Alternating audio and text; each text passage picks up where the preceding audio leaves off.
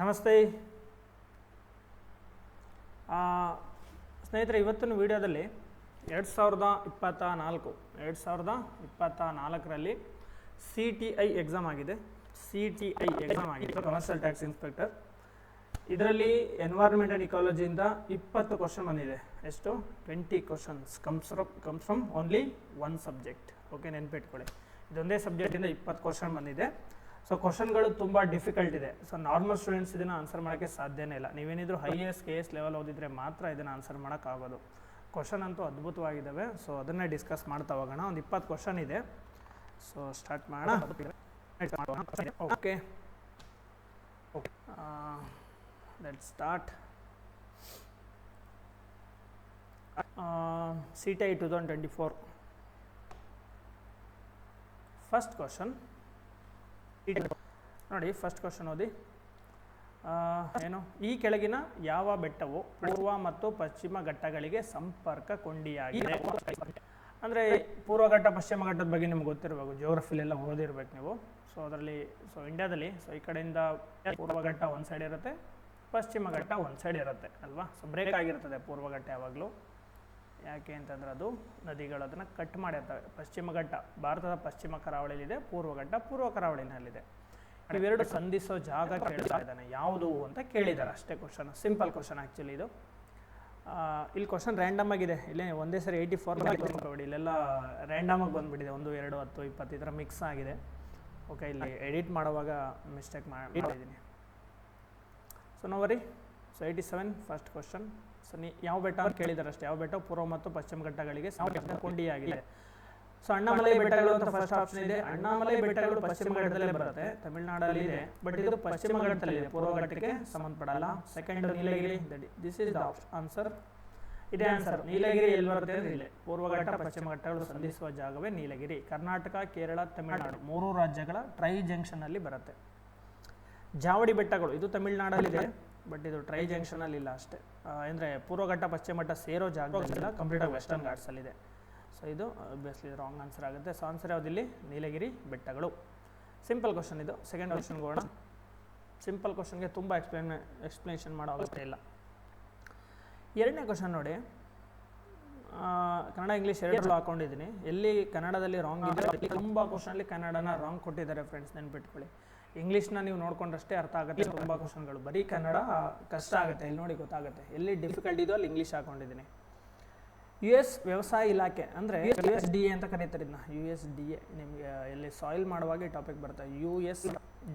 USDA ಅಂತಂದರೆ United States department of agriculture ಅಂತ, ಕೃಷಿ ಇಲಾಖೆ, ಅಮೆರಿಕದ ಕೃಷಿ ಇಲಾಖೆ ಅಂತ ಸಿಂಪಲ್ ಆಗಿ. ಮತ್ತು WR ಗ್ರೇಸ್ ಕೊಲಂಬಿಯಾದವರು. ಸೊ ಅದಿಂದ ಇವೆರಡು ಸಂಸ್ಥೆಗಳು 1992ರಲ್ಲಿ ಭಾರತದ ಬೇವಿನ ಎಣ್ಣೆ ಬೀಜದ ಸ್ವಾಮಿತ್ವವನ್ನು ಪಡೆದಿರುವುದು ಡ್ಯಾಶ್ಗೆ ಸಂಬಂಧಿಸಿದೆ ಅಂತ. ಸೊ ಇಂಗ್ಲೀಷ್ ಓದ್ಕೊಳ್ಳಿ. ಪೇಟೆಂಟ್ಗೆ ಸಂಬಂಧಪಟ್ಟಿದ್ದು ನೆನಪಿಟ್ಕೊಳ್ಳಿ. ಇಲ್ಲೇ ವರ್ಡ್ ಇದೆ ನೋಡಿ. ಪೇಟೆಂಟನ್ನು ವರ್ಡೇ ಕೊಟ್ಟಿಲ್ಲ ಅಲ್ಲಿ. ಏನಂತ ಕೊಟ್ಟಿದ್ದಾನೆ ವರ್ಡ್ ಇಲ್ಲಿ? ಏನು ಕೊಟ್ಟಿದ್ದಾನೆ ನೋಡಿ? ಸ್ವಾಮಿತ್ವ ಅಂತ ಕೊಟ್ಟಿದ್ದಾನೆ. ರಾಂಗ್ ವರ್ಡ್ ಕೊಡಬಾರ್ದಾಗಿತ್ತು. So patenting of seed oil from the Indian neem tree ಅಂದರೆ ಬೇವಿನ US ಡಿಪಾರ್ಟ್ಮೆಂಟ್ ಆಫ್ ಅಗ್ರಿಕಲ್ಚರ್, ಇಲ್ಲೇ ಇದೆ USDA. And WR Grace Columbia in 1992 was case. ಇದೊಂದು ಕೇಸ್ ಇದು. ಓಕೆನಾ? ಇದು ಏನಕ್ಕೆ ಸಂಬಂಧಪಟ್ಟಿದೆ ಅಂತ ಕೇಳಿದ್ದಾರೆ. ಸೊ ಇದು ಇಯರ್ ಹಳೇದೆ, ಬಟ್ ಆನಂತರ ನ್ಯೂಸಲ್ಲಿ ಇದ್ದಂಥ ಕೇಸ್ ಇದು. ಆ್ಯಕ್ಚುಲಿ ನೋಡಿ ಇಂಗ್ಲೀಷಲ್ಲಿ ನೋಡ್ಕೊಂಡು ಕನ್ನಡದಲ್ಲಿ ಸರಿ ಇಲ್ಲ ಇದು. ಸೊ ರೈಟ್ ಆನ್ಸರ್ ಇದೇನೆ, ಬಯೋಪೈರಸಿ ಅಂತ ಕರೀತಾರೆ ಇದನ್ನ. ಸೊ ಅಂದರೆ ಇಂಟೆಲೆಕ್ಚುವಲ್ ಪ್ರಾಪರ್ಟಿ ರೈಟ್ಸ್ ಅಂತ ಒಂದು ಕಾನ್ಸೆಪ್ಟ್ ಇದೆ ನಿಮಗೆ. IPR ಅಂತ ಕರೀತಾರೆ ಇದನ್ನ, IPR. ಸೊ ಕೇಸ್ ಮೈನ್ಸಲ್ಲಿ ಕೂಡ ಕಾನ್ಸೆಪ್ಟ್ ಇದೆ IPR ಅಂತ, ಇಂಟೆಲೆಕ್ಚುವಲ್ ಪ್ರಾಪರ್ಟಿ ರೈಟ್ಸ್ ಅಂತ. ಅಂದರೆ ಬೌದ್ಧಿಕ ಆಸ್ತಿ ಹಕ್ಕು ಅಂತ ಕರೀತಾರೆ. ಸೊ ಇದ್ರ ಅಂಡರಲ್ಲಿ ನೀವು ಇದ್ರ ಸುಮಾರು ಬರ್ತವೆ. ಇದ್ರ ಅಂಡರಲ್ಲಿ ನೀವು ಪೇಟೆಂಟ್ ಅಂತ ಒಂದು ಬರುತ್ತೆ, ಕಾಪಿ ರೈಟ್ ಅಂತ ಒಂದು ಬರುತ್ತೆ. ಕಾಪಿ ರೈಟ್, ಪೇಟೆಂಟ್ ಏನಕ್ಕೆ ಸಂಬಂಧಪಟ್ಟಿದ್ದು? ಏನಾದರೂ ವಸ್ತುಗಳನ್ನ ಇನ್ವೆನ್ಷನ್ ಮಾಡಿದರೆ, ಹೊಸದಾಗಿ ಕಂಡುಹಿಡಿದಿದ್ರೆ, ಎಕ್ಸಾಂಪಲ್ ವ್ಯಾಕ್ಸಿನ್ಗಳು, ಮೆಡಿಸಿನ್, ಅದಕ್ಕೆಲ್ಲ WHO ಕಡೆಯಿಂದ, WTO ಕಡೆಯಿಂದ ಒಂದು ಪೇಟೆಂಟ್ ತಗೋತಾರೆ. ಸೊ ಇಷ್ಟು ವರ್ಷ ಯಾರು ಅದನ್ನು ಕಾಪಿ ಮಾಡಬಾರ್ದು. ಯಾವ ಸಂಸ್ಥೆ ಅದನ್ನು ಡೆವಲಪ್ ಮಾಡಿದೆಯೋ ಅವರು ಎಷ್ಟು ಬೇಕಾದರೂ ಪ್ರೈಸ್ ಇಟ್ಟು ಸೇಲ್ ಮಾಡ್ಕೊಬೋದು, ಯಾಕಂದರೆ ಇನ್ವೆಸ್ಟ್ ಮಾಡಿರ್ತಾರಲ್ವ ಅದಕ್ಕೆ. ಅಂಥದನ್ನು ಪೇಟೆಂಟ್ ಅಂತ ಕರೀತಾರೆ, ಇನ್ವೆನ್ಷನ್ಗಳಿಗೆ ಕೊಡೋದು. ಕಾಪಿರೈಟ್ ಏನು? ಆರ್ಟ್ಸ್ಗೆ ಸಂಬಂಧಪಟ್ಟಂತೆ. ಅಂದರೆ ಏನಾದರೂ ಕತೆ ಬರೆದಿದ್ರೆ, ಪುಸ್ತಕ ಕಾದಂಬರಿಗಳು ಬರೆದಿದ್ರೆ, ಲೇಖನಗಳು, ಇದಕ್ಕೆ ಸಂಬಂಧಪಟ್ಟಂಗೆ ಕೊಡೋದು. ಮ್ಯೂಸಿಕ್ ಡೆವಲಪ್ ಮಾಡಿದರೆ. ಸೊ ಕಾಂತಾರ ಮೂವಿ ಕಾಂಟ್ರವರ್ಸಿ ಆಗಿದ್ದು ನೋಡಿ, ವರಾಹ ರೂಪಂ ಸಾಂಗ್. ಸೊ ಅದು ಇದೆ ಕಾಪಿರೈಟ್ ಅಂಡಲ್ಲೇ ಆಗಿದ್ದು. ಸೊ ಟ್ರೇಡ್ ಡಿಸೈನ್ಸ್ ಅಂತ ಬರ್ತವೆ. ಟ್ರೇಡ್ ಟ್ರೇಡ್ ಡಿಸೈನ್ಸ್ ಅಂತ ಬರ್ತವೆ, ಟ್ರೇಡ್ ಸೀಕ್ರೆಟ್ಸ್ ಅಂತ ಬರುತ್ತೆ, ಪ್ರೊಸೆಸಿಂಗ್ ಸಂಬಂಧಪಟ್ಟಿದ್ದು. ಸೊ ಇದೆಲ್ಲ ಇಂಟೆಲೆಕ್ಚುವಲ್ ಪ್ರಾಪರ್ಟಿ ರೈಟ್ಸ್ ಅಂತ ಕರೀತಾರೆ. ಅವ್ರ ಬುದ್ಧಿ ಉಪಯೋಗಿಸಿ ಟೈಮ್ ಉಪಯೋಗಿಸಿ ಕಂಡುಹಿಡಿದಿರುವಂಥದ್ದು ಇದಕ್ಕೆ ಸಂಬಂಧಪಟ್ಟಿದ್ದು. ಇಲ್ಲಿ ಇದೇನು ಮಾಡಿದ್ದಾರೆ ಅಂದರೆ ಭಾರತದಲ್ಲಿ ನಾವು ಕ್ವಶನ್ಲಿರೋದು. ಸೊ ಭಾರತದಲ್ಲಿ ಬೇವಿನ ಮರ ಬೆಳೆ, ಆಯುರ್ವೇದದಲ್ಲಿ ತುಂಬ ಕಡೆ ಇದನ್ನು ಬೇವಿನ ಮರವನ್ನು ಬಳಸಿದ್ದಾರೆ. ಯಾಕೆಂದರೆ ಇದರಲ್ಲಿ ಸಾಕಷ್ಟು ಲಾಭಗಳಿದೆ. ಬಯೋಪೆಸ್ಟಿಸೈಡ್ಸ್ ಅಂತಲೂ ಕರೀತಾರೆ ಇದನ್ನ. ಜೈವಿಕ ಕೀಟನಾಶಕ, ಪರಿಸರ ಸ್ನೇಹಿಯಾಗಿಯೂ ಇರ್ತದೆ, ಸಾಕಷ್ಟು ರೋಗಗಳು ವಾಸಿ ಮಾಡುತ್ತೆ. ಇದನ್ನು ಅಮೆರಿಕಾದವ್ರು ಕಾಪಿ ಮಾಡಿದ್ರು ಬೇರೆ ಒಂದು ಇದಕ್ಕೆ. ಸೊ ಅದು ಕೇಸ್ ಇದು. ಅದು ಏನಕ್ಕೆ ಸಂಬಂಧಪಟ್ಟಿದೆ ಅಂದರೆ ಒಂದು ಆ್ಯಕ್ಟ್ ಇದೆ ನಮಗೆ, ಬಯೋಲಾಜಿಕಲ್ ಡೈವರ್ಸಿಟಿ ಆ್ಯಕ್ಟ್ ಅಂತ. ಬಯೋಲಾಜಿಕಲ್ ಡೈವರ್ಸಿಟಿ ಆ್ಯಕ್ಟ್ ಅಂತ ಕರೀತಾರೆ. ಡೈವರ್ಸಿಟಿ ಆ್ಯಕ್ಟ್ ಇದು ಯಾವಾಗ ಬಂತು? 2002ರಲ್ಲಿ ಭಾರತದಲ್ಲಿ ಬಂತು. ಜೈವಿಕ ವೈವಿಧ್ಯತಾ ಕಾಯ್ದೆ ಅಂತ ಕರೀತಾರೆ. ಸೊ ಇದ್ರ ಅಂಡರಲ್ಲಿ ಬಯೋಪೈರಸಿ ಆಗಿದೆ. ಅಂದರೆ ನಮ್ಮ ದೇಶದ ಒಂದು ಜೈವಿಕ ವೈವಿಧ್ಯತೆಯನ್ನು ಬೇರೆ ದೇಶದವರು ಇಲ್ಲಿ ನಾಲೆಡ್ಜ್ನ ತಗೊಂಡೋಗಿ ಅಲ್ಲಿ ನಾವು ಕಂಡುಹಿಡಿದ್ವಿ ಅಂತ ಪೇಟೆಂಟ್ ತೊಗೊಂಡ್ಬಿಟ್ಟಿದ್ರು. ಸೊ ಅದನ್ನು ವಿರೋಧಿಸಿ ಇದು ಕೇಸ್ ಆಗಿದ್ದು. ಸೊ ಇದು ಬಯೋಪೈರಸಿ ಅಂದರೆ ಜೈವಿಕ ಕಳ್ಳತನ ಅಂತ ಕರಿಬೇಕಾಗಿತ್ತು, ಇಲ್ಲಿ ಜೈವಿಕ ಸ್ವಾಮ್ಯ ಚೌರ್ಯ ಅಂತ ಕೊಟ್ಟಿದ್ದಾರೆ. ಓಕೆ, ಸೊ ಇದು ಆನ್ಸರ್ ಆಗುತ್ತೆ ಬಯೋಪೈರಸಿ. ಇಂಟೆಲೆಕ್ಚುವಲ್ ಪ್ರಾಪರ್ಟಿ ರೈಟ್ಸ್ ಅಂದರೆ ಇದಕ್ಕೆ ಸಂಬಂಧಪಟ್ಟಿದ್ದು. ಓಕೆ, ಸೊ ಇನ್ನು ಪ್ಲಾಂಟ್ ಫಿಲ್ಚಿಂಗು, ಪ್ರಾಡಕ್ಟ್ ಸ್ಪೋಲಿಯೇಷನ್ ಇದೆಲ್ಲ ಬೇರೆ ಕಡೆ ನೋಡೋಣ. ಇಲ್ಲಿ ವಿಡಿಯೋ ಇಲ್ಲಾಂದ್ರೆ ವಿಡಿಯೋ ಲಾಂಗ್ ಆಗಿಬಿಡುತ್ತೆ. ನೆಕ್ಸ್ಟ್ ಕ್ವಶನ್, ಈ ಕೆಳಗಿನ ಯಾವುದು ಸರಿಯಾಗಿ ಹೊಂದಿಕೆಯಾಗಿದೆ? ಸೊ ಮ್ಯಾಚ್ ದ ಫಾಲೋಯಿಂಗ್ ಕೇಳಿದ್ದಾರೆ. ಸೊ ಇಲ್ಲಿ ನೋಡಿ, ಮಿನಮಾಟ ರೋಗ ಮತ್ತೆ ಯಾವುದರಿಂದ ಆಗುತ್ತೆ ಅಂತ ಕೇಳಿದ್ದಾನೆ. ಮಿನಮಾಟ ರೋಗ ಯಾವುದರಿಂದ ಬರುತ್ತಪ್ಪ? ಮಿನಮಾಟ ಪಾದರಸದಿಂದ ಬರುತ್ತೆ. ಇಟಾಯಿ ಇದು ಕ್ಯಾಡ್ಮಿ ಅಂದರೆ ಇಲ್ಲಿ ಹೊಂದಿಕೆ ಆಗಿರೋದು ಕೇಳಿದ್ದಾನಲ್ವಾ. ಸೊ ಮಿನಮಾಟಗೆ ಕೊಟ್ಟಿದ್ದಾನೆ, ಇದು ರಾಂಗು ಅಲ್ವಾ. ಸೊ ಹಂಗಾಗಿ ಫಸ್ಟ್ ಆಪ್ಷನ್ ರಾಂಗ್ ಇದೆ. ಇಟಾಯಿ ಕ್ಯಾಡ್ಮಿಯಮಿಂದ ಬರುತ್ತೆ ಅಂತ ಕೊಟ್ಟಿದ್ದಾನೆ, ರೈಟ್ ಇದೆ. ಮಿನಮಾಟ ಯಾಕೆ ರಾಂಗು? ಮಿನಮಾಟ ಬರೋದು HG ಇಂದ. HG ಮೀನ್ಸ್ ಪಾದರಸ, ಮರ್ಕ್ಯುರಿ. ಓಕೆ, ಇಟಾಯಿ ಬರೋದು ಕ್ಯಾಡ್ಮಿಯಮಿಂದ, ಕರೆಕ್ಟ್. ಸಿಲಿಕೋಸಿಸ್ ಇದರಿಂದೆಲ್ಲ ಬರೋದು ಸಿಲಿಕಾನ್ ಡಸ್ಟಿಂದ. ಓಕೆ, ಹಂಗಾಗಿ ಇದು ರಾಂಗ್. ಪಾದರಸದಿಂದಲ್ಲ, ಸಿಲಿಕಾನ್ ಡಸ್ಟಿಂದ ಬರೋದು ಸಿಲಿಕೋಸಿಸ್. ಇದೊಂದು ಶ್ವಾಸಕೋಶಕ್ಕೆ ಸಂಬಂಧಪಟ್ಟಿರುವಂಥದ್ದು ರೋಗ. ಎಂಫಿಸೀಮಾ ಇದು ಕೂಡ ಒಂದು ಯಾವುದರಿಂದ ಬರೋದು? ಎಂಫಿಸೀಮಾ, ಇದು ಕರೆಕ್ಟ್ ಸ್ಟೇಟ್ಮೆಂಟ್. ಸೊ ಯಾವುದು ಇಲ್ಲಿ ರೈಟ್ ಇರೋದು? ಎರಡನೇದೊಂದು ಇದು ಕೂಡ ಲಂಗ್ಗೆ ಸಂಬಂಧಪಟ್ಟಿದ್ದು, ಲಂಗ್ಸ್ ಶ್ವಾಸಕೋಶಕ್ಕೆ ಸಂಬಂಧಪಟ್ಟಿದ್ದು. ಓಕೆನಾ. ಸಿಗರೇಟ್ ಹೊಗೆಯಿಂದನೇ ಬರುತ್ತೆ ಎಂಫಿಸೀಮಾ ಅಂತ. ಇದೊಂದು ಕ್ರೋನಿಕ್ ಲಂಗ್ ಡಿಸೀಸ್ ಅಂತ ಕರೀತಾರೆ ಇದನ್ನು, ಎಂಫಿಸೀಮಾನ. ಓಕೆ, ಇಟಾಯಿ ಕರೆಕ್ಟ್ ಇದೆ, ಕ್ಯಾಡ್ಮಿಯಮಿಂದ ಬರುತ್ತೆ. ಸೊ ಮಿನಮಾಟ ಬರೋದು ಆ್ಯಕ್ಚುಲಿ ಇದರಿಂದ, ಪಾದರಸದಿಂದ ಬರೋದು. ಅದಕ್ಕೆ ಇಲ್ಲಿ ಕನೆಕ್ಟ್ ಮಾಡಿದ್ದೀನಿ. ಸೊ ಆನ್ಸರ್ ಯಾವುದು? 2 ಮತ್ತು 4 ಎಲ್ಲಿದೆ? 2 ಮತ್ತು 4 ರೈಟ್. ನೆಕ್ಸ್ಟ್ ಕ್ವಶನ್ ನೋಡೋಣ ಬನ್ನಿ. ನೆಕ್ಸ್ಟು ಸಬ್ಸ್ಕ್ರೈಬ್ ಆಗಬೇಕು ಅಂತ ಕೇಳ್ತಾ ಇದೆ. ಸಬ್ಸ್ಕ್ರೈಬ್ ಆಗೋದು ಹೇಗೆ ಅಂತ ನಿಮ್ಗೆ ಗೊತ್ತಿದೆ ಅಲ್ವಾ. ನೆಕ್ಸ್ಟ್ ಕ್ವಶನ್, 4ನೇದು. ಭಾರತದಲ್ಲಿ ನೋಡಿ, ಇಲ್ಲಿ ಕ್ವಶನ್ ಯಾವ ಥರ ಕೊಟ್ಟಿದ್ದಾನೆ ನೋಡಿ. ಇದಕ್ಕೆ ಎಕ್ಸ್ಪ್ಲೈನೇ ಮಾಡಿಲ್ಲ. EIA ಅಂದರೆ ಏನು ಅಂತ ಕೇಳಿಲ್ಲ ಇಲ್ಲಿ. ಅಲ್ಲಿ ತುಂಬ ಡಿಫಿಕಲ್ಟ್ ಕ್ವಶನ್ಸ್ ಇದೆ. ನಾರ್ಮಲ್ ಸ್ಟೂಡೆಂಟ್ಸು ಇದನ್ನು ಆನ್ಸರ್ ಮಾಡೋಕ್ಕೆ ಸಾಧ್ಯನೇ ಇಲ್ಲ. ಇಲ್ಲಿ ಇರೋ ಎಲ್ಲ ಕ್ವಶನಲ್ಲಿ 90% ಡಿಫಿಕಲ್ಟ್ ಕ್ವಶನ್ ಅಂತಲೇ ತಿಳ್ಕೊಳ್ಳಿ. ಓಕೆ, ಸೊ ಹೆವಿ ಓದಿದ್ರೆ ಮಾತ್ರ ಇಂಥವನ್ನೆಲ್ಲ ಆನ್ಸರ್ ಮಾಡೋಕ್ಕಾಗುತ್ತೆ. ನೋಡೋಣ, ಭಾರತದಲ್ಲಿ EIAಯನ್ನು ನಿಗಾವಹಿಸುತ್ತಿರುವವರು ಯಾರು ಅಂತ. EIA ಅಂದರೆ ಅಂತ ಗೊತ್ತಿರಬೇಕು ನಿಮಗೆ, ಎನ್ವೈರ್ಮೆಂಟಲ್ ಇಂಪ್ಯಾಕ್ಟ್ ಅಸೆಸ್ಮೆಂಟ್ ಅಂತ. ಓಕೆ, ಅಂದರೆ ಪರಿಸರ ಪರಿಣಾಮ ಮೌಲ್ಯಮಾಪನ. ಪರಿಸರ ಪರಿಣಾಮ ಮೌಲ್ಯಮಾಪನ ಅಂತ ಅಂದರೆ ಎನ್ವೈರ್ಮೆಂಟ್ ಇಂಪ್ಯಾಕ್ಟ್ ಅಸೆಸ್ಮೆಂಟ್. ಪರಿಸರ ಪರಿಣಾಮ ಮೌಲ್ಯಮಾಪನ ಅಂದರೆ ಒಂದು ಯಾವುದೋ ಒಂದು ಯೋಜನೆಗಳನ್ನ ನಾವು ತರುವಾಗ, ಯಾವುದೋ ಇಂಡಸ್ಟ್ರಿ ತರ್ತಿದ್ದೀವಿ ಅಂತ ಅನ್ಕೊಳ್ಳೋ ಒಂದು ಏರಿಯಾದಲ್ಲಿ. ಆ ಇಂಡಸ್ಟ್ರಿ ಬಂದ ನಂತರ ಏನಾಗುತ್ತೆ ಅನ್ನೋದಕ್ಕಿಂತ ಮುಂಚೆನೆ, ಸ್ಥಾಪನೆ ಮಾಡೋಕ್ಕೂ ಮುಂಚೆನೆ ಪ್ಲ್ಯಾನ್ ಇರುತ್ತಲ್ವ, ಆ ಸ್ಟೇಜಲ್ಲೇ ಅದಕ್ಕೊಂದು ಟೀಮ್, ಅದಕ್ಕೆ ಎಕ್ಸ್ಪರ್ಟ್ಗಳು ಅದನ್ನು ಅಸೆಸ್ ಮಾಡ್ಬೇಕು. ಏನಂತ, ಈ ಇಂಡಸ್ಟ್ರಿ ಜಾಗದಲ್ಲಿ ಬರೋದ್ರಿಂದ ಭವಿಷ್ಯದಲ್ಲಿ ಏನೇನು ಸಮಸ್ಯೆ ಆಗ್ಬೋದು, ಪರಿಸರಕ್ಕೆ ಯಾವ ರೀತಿ ಇಂಪ್ಯಾಕ್ಟ್ ಆಗುತ್ತೆ, ಜನರಿಗೆ ಏನು ತೊಂದರೆ ಆಗುತ್ತೆ, ಅದನ್ನು ನಾವು ಸರಿ ಮಾಡೋಕ್ಕಾಗತ್ತಾ, ಸಣ್ಣ ತೊಂದರೆನಾ ದೊಡ್ಡ ತೊಂದರೆನಾ ಅಂತ ಈ ಥರ ಎಲ್ಲ ಅಸೆಸ್ ಮಾಡಿಬಿಡೋದು. ಓಕೆನಾ. ಅಂದರೆ ಎನ್ವೈರ್ಮೆಂಟಲ್ ಇಂಪ್ಯಾಕ್ಟ್ ಅಸೆಸ್ಮೆಂಟ್, ಇಂಡಸ್ಟ್ರಿ ಸ್ಥಾಪನೆ ಆಗೋದಕ್ಕಿಂತ ಮುಂಚೆನೇ ನಾವು ಅದರ ಪರಿಣಾಮವನ್ನು ಅಂದಾಜು ಮಾಡಿಬಿಟ್ಟು ಅದರಿಂದ ಜಾಸ್ತಿ ಹಾನಿ ಆಗುತ್ತೆ ಪರಿಸರ ಅಂತಂದರೆ ನಾವು ಅದನ್ನು ಯೋಜನೆನೇ ಕ್ಯಾನ್ಸಲ್ ಮಾಡಿಬಿಡೋದು. ಇಲ್ಲ ಪರವಾಗಿಲ್ಲ ಅಂತಂದರೆ ಅದನ್ನು ಅಲೌ ಮಾಡ್ಬೋದು. ಸೊ ಈ ಥರ ಒಂದು ಸ್ಕೀಮ್ ಇದೆ. ಇದು ಆ್ಯಕ್ಚುಲಿ ದೊಡ್ಡ ಟಾಪಿಕ್. ಇದು ನಿಮಗೆ ಮುಂದೆ ಯಾವ್ದಾರು ಇದ್ರನ್ನ ಟಾಪಿಕ್ಗಳನ್ನ ತಗೊಂಡು ಅಲ್ಲೇ ಎಕ್ಸ್ಪ್ಲೈನ್ ಮಾಡ್ತೀನಿ. ಇದನ್ನು ಡೆಡಿಕೇಟೆಡ್ ವೀಡಿಯೋ ಬೇಕಿದೆ. ಇದರಲ್ಲಿ ಪ್ರೋಸೆಸ್ ಎಲ್ಲ ಇದೆ. ಫಸ್ಟ್ ಏನು ಮಾಡ್ತಾರೆ, ಸೆಕೆಂಡ್ ಸ್ಟೇಜ್ ಏನು, ಥರ್ಡ್ ಸ್ಟೇಜ್ ಏನು ಅಂತೆಲ್ಲ ಪ್ರೋಸೆಸ್ ಇದೆ. ಅದೆಲ್ಲ ಕ್ವಶನ್ ಕೇಳಿದ್ದಾರೆ. ನಾನು ಬೇರೆ ಕಡೆ ಒಂದು ಕಡೆ ತೊಗೊಂಡು ಇದ್ರ ಬಗ್ಗೆ ಎಕ್ಸ್ಪ್ಲೈನ್ ಮಾಡ್ತೀನಿ. ಇಲ್ಲಿ ಕ್ವಶನ್ ಏನಂತಂದರೆ, ಈ ಪರಿಸರ ಪರಿಣಾಮ ಮೌಲ್ಯಮಾಪನ ಯಾರು ನೋಡ್ಕೊಳ್ಳೋದು ಅಂತ ಕೇಳಿದ್ದಾರೆ ಅಷ್ಟೇ. ಯಾರು ಅದನ್ನ ಹ್ಯಾಂಡಲ್ ಮಾಡ್ತಾರೆ, ಯಾವ ಮಿನಿಸ್ಟ್ರಿ ಅಂಡರ್ ಬರುತ್ತೆ ಅಂತ ಕೇಳಿದ್ದಾರೆ. ಇಲ್ಲಿ ಆನ್ಸರ್ ಇದೆ. ಸೊ ಕೇಂದ್ರ ಪರಿಸರ ಮತ್ತು ಅರಣ್ಯ ಸಚಿವಾಲಯ ಅಥವಾ ಪರಿಸರ ಅರಣ್ಯ ಮತ್ತು ಹವಾಮಾನ ಬದಲಾವಣೆ ಸಚಿವಾಲಯ. ಓಕೆ, ಸೊ ಏನಿದು ministry of environment, forest and climate change. ಈ ಸಚಿವಾಲಯದಡಿ ಇದು ಬರುತ್ತೆ. ಸಿಂಪಲ್ ಕ್ವಶನ್, ಇದು ಕ್ವಶನ್ ಸಿಂಪಲ್ ಇದೆ, ಬಟ್ ಇದು ಟಾಪಿಕ್ಕು ದೊಡ್ಡ ಟಾಪಿಕ್ಕು, ನಿಮಗೆ ಬೇರೆ ಕಡೆ ಎಲ್ಲಾದರೂ ಎಕ್ಸ್ಪ್ಲೇನ್ ಮಾಡಬೇಕು ಬಗ್ಗೆ. ಸೊ ನೆಕ್ಸ್ಟ್ ಒನ್, ಆಹಾರ ಸರಪಳಿಯ ವಿವಿಧ ಹಂತಗಳಲ್ಲಿ ಶಕ್ತಿಯ ಹರಿವಿನ ನಿಷ್ಪತ್ತಿ.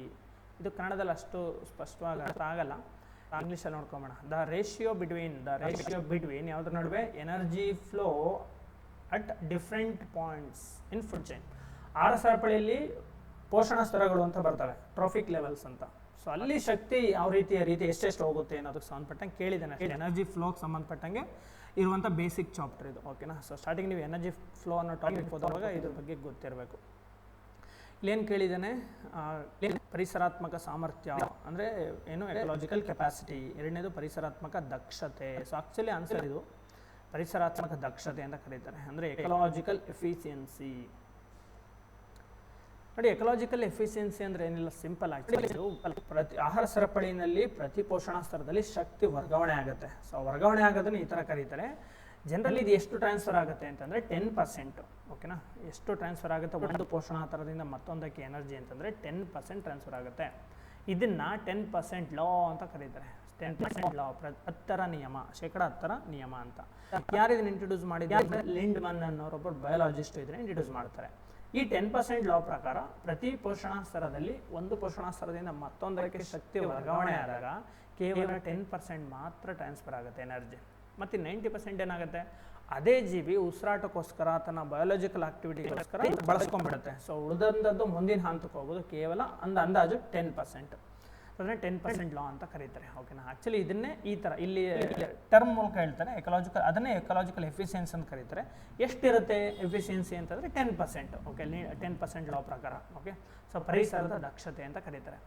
ಈ ಒಂದು ಟರ್ಮ್ ನೋಡಿ, ಇದು ವೆರಿ ಇಂಪಾರ್ಟೆಂಟ್ ಟರ್ಮ್. ಇದು ಪರಿಸರಾತ್ಮಕ ಸಾಮರ್ಥ್ಯ ಅಂದರೆ ಏನಂತ, ಓಕೆ. ಎಕಲಾಜಿಕಲ್ ಕೆಪಾಸಿಟಿ ಅಂದರೆ ಅದರ ಅರ್ಥ ಏನಪ್ಪ ಅಂತಂದರೆ, ಈ ಸಾಮರ್ಥ್ಯದ ಅರ್ಥ ಒಂದು ಪರಿಸರ, ಯಾವುದಾದ್ರೂ ಒಂದು ಪರಿಸರ ವ್ಯವಸ್ಥೆಯಲ್ಲಿ ಗರಿಷ್ಠ ಎಷ್ಟು ಜೀವಿಗಳು ಇರೋಕ್ಕೆ ಸಾಧ್ಯ. ಈಗ ಒಂದು ಮನೆ ಎಷ್ಟು ಜನ ಇರ್ಬೋದಪ್ಪ? ಈಗ 1 BHK ಅಂತಂದ್ರೆ ಒಂದು 3 ಜನನೋ 4 ಜನನೋ ಇರ್ಬೋದು. 10 ಜನ ಇರೋಕ್ಕಾಗತ್ತಾ? ಕಷ್ಟ ಆಗುತ್ತೆ. ಸೊ ಹಂಗೆ ಒಂದು ಗರಿಷ್ಠ ಎಷ್ಟು ಕೆಪಾಸಿಟಿ ಇದೆ ಒಂದು ಇಕೋಸಿಸ್ಟಮಲ್ಲಿ, ಒಟ್ಟಾರೆ ಪ್ರಾಣಿಗಳು ಎಷ್ಟರವರೆಗೂ ಇರ್ಬೋದು, ಆ ಲಿಮಿಟ್ ಇದೆಯಲ್ವ. ಅದಕ್ಕಿಂತ ಜಾಸ್ತಿ ಅಂದರೆ ಆಗಲ್ಲ, ಕಷ್ಟ ಆಗುತ್ತೆ, ಸಂಪನ್ಮೂಲಗಳು ಬೇಗ ಬರಿದಾಗ್ಬಿಡುತ್ತೆ. ಅದಕ್ಕೆ ಎಷ್ಟು ಬೇಕೋ ಅಷ್ಟೇ, ಅದು ಗರಿಷ್ಠ ಎಷ್ಟು ಅಂತ ಅಷ್ಟೇ, ಓಕೆನಾ. ಒಂದು ಪರಿಸರ ವ್ಯವಸ್ಥೆಯಲ್ಲಿ ಗರಿಷ್ಠ ವಾಸ ಮಾಡಬಹುದಾದ ಜೀವಿಗಳು, ಅದನ್ನೇ ಎಕಲಾಜಿಕಲ್ ಕೆಪಾಸಿಟಿ ಅಂತ ಕರೀತಾರೆ, ಅಂದರೆ ಪರಿಸರಾತ್ಮಕ ಸಾಮರ್ಥ್ಯ ಅಂತ. ಸೊ ದಕ್ಷತೆ ಅಂದರೆ ಗೊತ್ತಾಯ್ತಲ್ವ, 10% ಲಾಗ್ ಸಂಬಂಧಪಟ್ಟಿದ್ದು. ನೆಕ್ಸ್ಟ್ ಕ್ವಶನ್ ನೋಡೋಣ. Next green accounting, very good question actually. ಇದು ಗ್ರೀನ್ ಅಕೌಂಟಿಂಗ್ ಬಗ್ಗೆ ಕೇಳಿದ್ದೇನೆ, ಕನ್ನಡದಲ್ಲಿ ತೊಗೊಂಡಿಲ್ವ? ಇದು ಇಲ್ಲಿದೆ, ಎರಡೂ ಕಡೆ ಇದೆ, ಓಕೆ. ಗ್ರೀನ್ ಅಕೌಂಟಿಂಗ್ ನೋಡಿ, ಇದು ಆ್ಯಕ್ಚುಲಿ ಕಾನ್ಸೆಪ್ಟ್ ಚೆನ್ನಾಗಿದೆ. ಇದು ಗ್ರೀನ್ ಅಕೌಂಟಿಂಗು ಕರೆಂಟ್ ಅಫೇರ್ಸ್ಗೂ ಸಂಬಂಧಪಟ್ಟಿದೆ. ಹಸಿರು ವ್ಯವಹಾರ. ಸೊ ಹಸಿರು ವ್ಯವಹಾರ, ಇದನ್ನು ಹಸಿರು ವ್ಯವಹಾರ ಅಂತ ವರ್ಡು ಅಷ್ಟು ಸರಿ ಇಲ್ಲ, ಬಿಸ್ನೆಸ್ ಥರ ಆಗುತ್ತೆ. ಬಿಸ್ನೆಸ್ಗೆ ವ್ಯವಹಾರ ಅನ್ನೋದಲ್ವಾ, ಅಕೌಂಟಿಂಗ್ಗೆ ಬೇರೆ ವರ್ಡ್ ಯೂಸ್ ಮಾಡ್ಬೋದಾಗಿತ್ತು. ಹಸಿರು ವ್ಯವಹಾರ ಅಥವಾ ಗ್ರೀನ್ ಅಕೌಂಟಿಂಗ್, ಹಿಂಗೆ ನೆನ್ಪಿಟ್ಕೊಳ್ಳಿ. ಗ್ರೀನ್ ಅಕೌಂಟಿಂಗ್ ಅಂದರೆ ಏನು ಅಂತ. ಸೊ ಹಸಿರು ವ್ಯವಹಾರ ಎನ್ನುವುದು ಈ ಕೆಳಗಿನ ಅಂಶವನ್ನು ಪರಿಗಣಿಸಿ ದೇಶದ ರಾಷ್ಟ್ರೀಯ ಆದಾಯ ಜಿ ಡಿ ಪಿ ಕ್ಯಾಲ್ಕುಲೇಷನ್ ಮಾಡುವಾಗ ಈ ವರ್ಡ್ ಯೂಸ್ ಮಾಡ್ತಾರೆ. ಇದು ಏನು ಅಂತ ಕೇಳಿದ್ದಾರೆ, ಓಕೆ. ನೋಡಿ ಆನ್ಸರ್ ಮಾಡಿ ನೋಡುವ. ಇದು ದೇಶದ ಒಟ್ಟು ಅರಣ್ಯಗಳ ವಿಸ್ತೀರ್ಣ. ಸೊ ಪರಿಸರ ಸಂಬಂಧಪಟ್ಟಿದೆ ಅಂದ್ಬಿಟ್ಟು ಅರಣ್ಯಗಳ ವಿಸ್ತೀರ್ಣ ಅಂತ ಅಂದ್ಬಿಟ್ರೆ ಅದು ರಾಂಗ್ ಆಗಿಬಿಡುತ್ತೆ ಆನ್ಸರ್.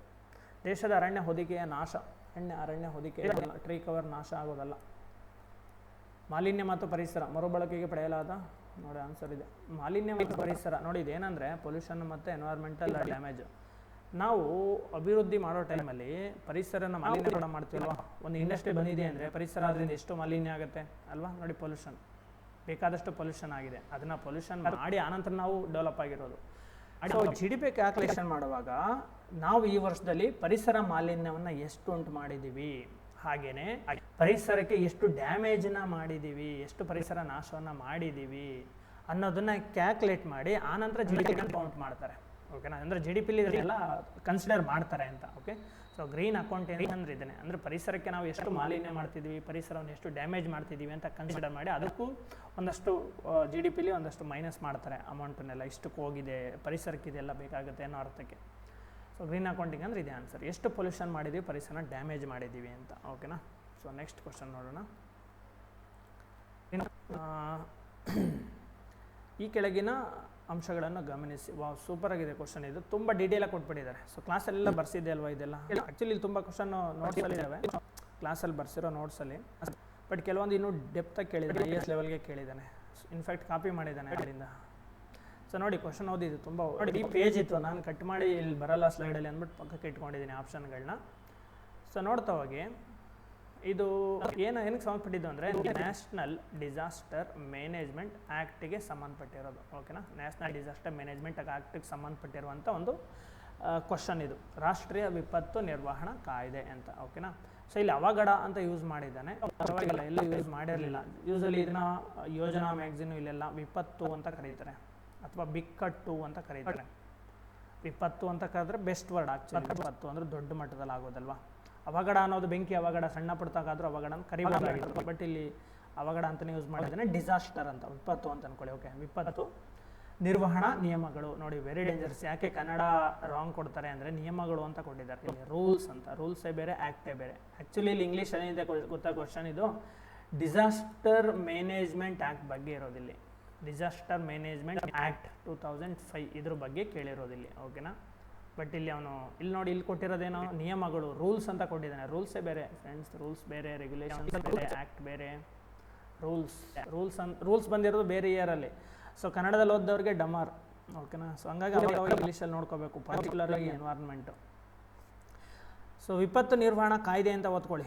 ನಿಯಮ ಅಂತ ಹೋದರೆ ರಾಂಗ್ ಆಗುತ್ತೆ. ಇದು ಅವಘಡಗಳ ನಿರ್ವಹಣಾ ಕಾಯ್ದೆ ಸಂಸತ್ತಿನಲ್ಲಿ 2005ರಲ್ಲಿ ಅಂಗೀಕರಿಸಲಾಯಿತು. ಅಂದರೆ ಡಿಸಾಸ್ಟರ್ ಮ್ಯಾನೇಜ್ಮೆಂಟ್ ಆ್ಯಕ್ಟ್ 2005ರಲ್ಲಿ ಪಾರ್ಲಿಮೆಂಟಲ್ಲಿ ಇಂಟ್ರೊಡ್ಯೂಸ್ ಆಯಿತು ಅಂತ ಕೇಳಿದ್ದಾರೆ, ಅಂಗೀಕರಿಸಿದ್ದಾರೆ ಅಂತ. ಕರೆಕ್ಟ್ ಸ್ಟೇಟ್ಮೆಂಟ್ ಇದು. Okay, direct question, easy statement ಇದು. So correct.